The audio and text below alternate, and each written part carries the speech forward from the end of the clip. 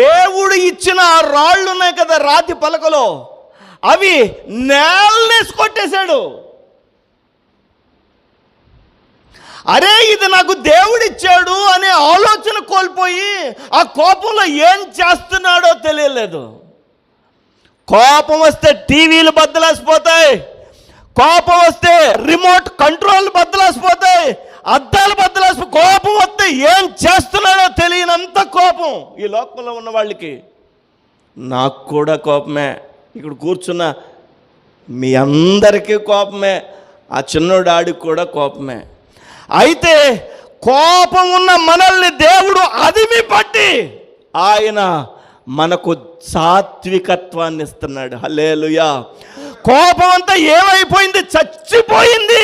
చాలా సమయాలలో ఇంకా అక్కడక్కడ కనిపిస్తుంది ఆ కోపం చచ్చిపోవాలా.